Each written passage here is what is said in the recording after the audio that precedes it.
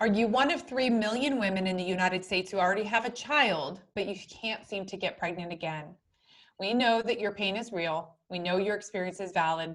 Joining me today to discuss this condition known as secondary infertility is my dear friend and colleague, Dr. Serena H. Chen, coming from IRMS in New Jersey to help discuss the reasons behind secondary infertility and outline hopefully some solutions that can help.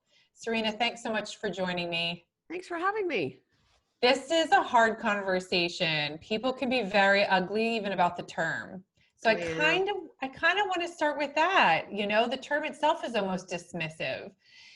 Yeah, I think it's not meant to be. And from a technical perspective, it just means, it just tells the doctor or who you're communicating with, that you've been pregnant before. And honestly, in some ways, from a medical and scientific perspective, that makes me put you into a higher prognostic category. So medically, it is important for me to know. So it's certainly not meant as dismissive, but yeah, that's a problem. That's a problem that we have. I've seen it on the message boards. I've seen it in the Facebook groups. I mean, women will kind of get into these very heated, emotional places about just be happy that you already have a child. And I think the thing that we keep advocating for is that however you envision yourself as a family is acceptable, it's right for you, it's valid, and we want people to have as many children as they want to have. Yes, and we can't really judge that. Doctors are definitely guilty of doing it. So I don't think, I think people always see things from their own perspective. So it's hard. And that's why being on the MedAnswers platform and learning and educating and advocating for yourself is so hugely important, because communication is absolutely critical. It doesn't matter how good your doctor is, how much she knows. She doesn't know you in particular, and That's right. You must communicate that. So there are people with no children who would never want children. There are people with 3 children who it breaks their heart for whatever their personal reasons are, because they can't have the family they envisioned, which was more than that. And, I've seen that mistake be made with, I think about a particular woman with Fertility, where she had 2 kids and she was diagnosed with breast cancer at a young age. And her breast surgeon called me up and said, I really made a big mistake. I assumed that she didn't want more kids because she had them, and she needs to talk to you right away because she's not done and she needs to freeze her eggs right now. So, it's a great example. I think that happens a lot in fertility cases. Yeah, so that breast surgeon and I, we always remember that particular woman because she was brave enough to just talk to the doctors and say, no, you guys are wrong about me. You may be experts in what you're doing, but you're wrong about me. And you need to listen to what I have to say. So I want to encourage all our patients or everybody on the MedAnswers platform to be brave for themselves. And don't take it personally, because people I don't think are judging. Like somebody who lashes out at you, especially another infertility patient, like on a chat room or something like that, is obviously probably in their own deep rut of pain. They are. Right. So I think you have to let it go. Don't take it personally. That's right. But you have to advocate for yourself. If you're in a lot of pain, doesn't matter how many kids you have, you need to speak up. You need to get information, and you need to get your problem addressed. That's exactly it. So let's kind of go there. What are some of the causes of secondary infertility? I almost don't love the term secondary, because infertile is infertile. Well, that's the big point, right? Is it can be all the same exact things that you can see with primary infertility. And maybe certain things are more common than others. Like as you get, well, number one, the big assumption we can all make is that after you have one pregnancy or one baby, you're always older for the second one. And even when you're young, being older, you're relatively less fertile than you were.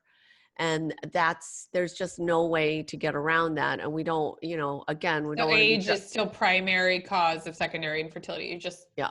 That's just biology. Age is, it's just one of the most common things for everybody, and obviously very common for secondary infertility. And a lot of people are very puzzled by this, especially people who never had infertility for their first child. They're just shocked, like, what happened, what's going on. And the number one reason is you are older, you're less efficient. And even if we don't find anything in particular, we do have that biological clock ticking. And then there's, there's stuff like endometriosis seems to progress or can be a progressive disease, so can get worse as you get older, and tends to be more likely to be diagnosed in your 30s and 40s than in your 20s. Got it. So even if it PCOS didn't impact your fertility the first time, I mean, these are people undiagnosed. They probably have been struggling with it for probably a couple decades at that point, if they're not even diagnosed. Definitely could be worse or progressive. Oh my goodness. Wow. Yeah. And then, like when you're younger and your ovarian reserve is better, you can often overcome certain obstacles, like a very young PCOS patient that ovulates once or twice a year, then, if you're in your 20s, you're much more likely to get pregnant, which is 1 or 2 ovulations a year. But if you're in your 30s or your 40s, very unlikely to get pregnant, which is 1 or 2 ovulations a year. Okay, got it. So that makes a ton of sense too. Now, what about fibroids? Is that fibroids get worse with age? Yeah, they tend to get worse with age. Okay, they do. What is it about that makes it worse with age? Is it? I mean, hormones are declining, so that's a really good question. And there are so many unknowns with fibroids. So many. We can say like, oh, okay, hormones are associated with it, but they're not the cause. And in fact, taking birth control pills when you're young actually seems to slow progression of the development of symptomatic fibroids. Does that make any sense? No, it doesn't. No. But there's a lot of data to show that that's true. Okay. Well, it's almost like a controlled level. So I guess in some regard, it makes a little bit of sense. I don't know. I mean, I'm certainly not the scientist. I just recently had a friend who gave birth to her second child and was hoping to have a VBAC, a successful vaginal birth after cesarean. Cesarean scar. She actually learned that her previous cesarean scar was fused to her bladder. That happens a lot. Yeah. I had no idea about that. So I'm wondering if my own scar is doing the same thing. But I don't know what the symptoms are of that. But in order to get to the baby, they have to push the bladder down to get to the baby. Sure. And then you can develop scar tissue there. Right. So is that something that can also get in the way, cesarean scarring, even something that can impact or at all? Scarring is not a super common cause for infertility. Most cesarean scars, like they don't get anywhere near the tubes or anything like that. That anterior wall, just because your uterus is stuck to your bladder does not mean that it necessarily affects your fertility. So got it. Not a huge issue. Okay, good. So the embryos are sparred enough to find a cushy spot that's not near your cesarean scar tissue. Okay, that's good. What about men though? We know that men also have reproductive systems that age, the semen quality, erectile dysfunction, can this also be secondary infertility for them? Yes. Is that even absolutely. A term? It is. Absolutely. Okay. Yeah. And then, the biggest issue for aging males is the beer belly and the couch.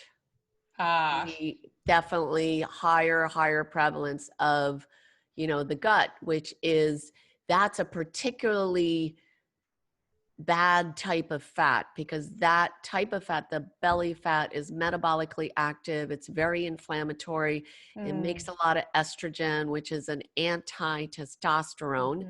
So if you're worried about low testosterone levels, you can literally raise your testosterone levels by getting rid of your beer belly, through diet, a good diet, healthy diet, and exercise.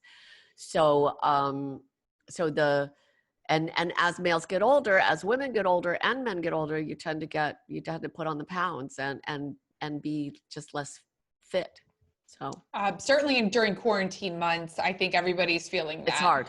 The impact of drinking more, moving less, etc.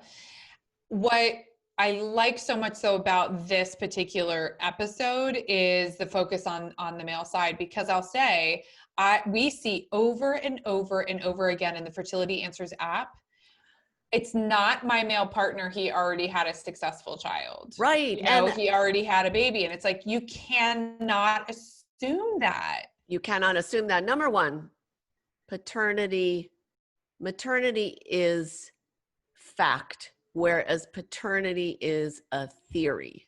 And, you know, your guy says, oh yeah, I have 10 kids by 10 other women. Look at me. It's not me. You know, he needs to get his sperm checked still. Even if it's just one, they need to get their sperm checked They need to get their sperm checked. And you don't know, it can change. You could start out with easy. It's so easy. Yes. You could start out with good sperm. And then as you get older, things can definitely change. Or if your lifestyle changes, if you start smoking a lot of weed, if you've taken up smoking cigarettes, or if you just have a long-standing habit of cigarette smoking, and where you got somebody pregnant when you were younger, or even if you're healthy, it just we need to know. We need to get the data. We shouldn't make assumptions. That's right. Not at all. And what's the frequency of kind of male factor secondary infertility versus female secondary infertility? Is it similar in the general population with primary infertility? Yeah, I think it's similar. Okay. So up to almost that in 30 to 50% number, I think is pretty, yeah. I think that's a pretty reasonable number. You know, it depends on exactly what study you look at, but I feel like that's very reasonable still. So that's really the first recommendation, is both partners have to be evaluated. Should both partners be evaluated by a specialist like you, an REI? Are there some things at the OBGYN level that would be a good first step for evaluation, or should we just beeline them right to a reproductive endocrinologist? You know, you should be on a regular basis with your OBGYN, whether you're trying to conceive or not. And a lot of times your OBGYN can give you a really good recommendation for somebody that they really trust and like, and somebody they know that you'll like. So that can be helpful. But now that we have all this virtual health, it's so easy to see a specialist. You know, maybe it's worth having a conversation with the specialist as well. For guys, I think they should have a checkup with their primary care doctor, and not just a regular checkup, but say, you know, I'm trying to optimize my health. Yes. Because I want to have a baby. So not just like I'm here for issues, but I want to optimize. I want to tune up. So I, you know, I think if you love your OBGYN, that's a great place to start. But, you know, MedAnswers can connect you really easily with a top-notch specialist. I think it's good to get specialized information too. I agree, and as fast as possible, because one of the things that breaks our heart all the time is to see the folks on our app, the couples, the women who are in their mid to late 30s who've already been struggling for 3 years or longer. Yeah. And that breaks my heart, because our mission is get in to have the consults as fast as possible. And the vast majority of our users don't have a current set of labs. So at least if they do a telehealth consult with someone like you or with a specialist, it at least also sets them up to know what to ask for, you know, and in all these kind of remote cycling cases anyway, you would, if somebody needs to with you and they're not coming from a state that's on the do not fly into New Jersey list right now, but if they do need to come in and do an egg retrieval with you, then you can tell them at least what first initial labs to get, so that you have that consult that's pretty thorough. And with, you know, at-home sperm collection kits that are so readily available these days, with even at-home blood testing kits, at-home genetic kits, I mean, there's a lot of diagnostic information that you can get without actually at-home COVID-19 testing now available as well, which is kind of nice. So which is great. Yeah, which is great. Yeah. So all that to say, don't wait. That is our biggest recommendation, is you know, that there is hope, that Yes. that And it's truly, not to say that you have to do treatment. So that's right too. don't let anybody make you do something you're not comfortable with. Don't let anybody push you around, but you do need expert information. That's the That's big it. thing. Expert personalized Yes. information about you so that you know what to do. And Yeah. that could be lifestyle changes or IVF if you do need it. So as always, thank you so much, Dr. Serena H. Chen. You can find her available on the Fertility Answers app, available on iOS and Android. But she's also super active and adorable on social media. So she's always doing Instagram TV. Yes. Follow me. Follow me. Yes, follow her everywhere and always include everything. And always, as everybody knows, you know, like, share, subscribe to our content if you are so inclined. Thanks for being here, and we'll check in with you again. This has been your Fertility Answers episode on secondary infertility. I'm Alice Crisci, co-founder and CEO of the Fertility Answers app platform. Thank you. We'll see you next time. Thank you, Alice. Thank you.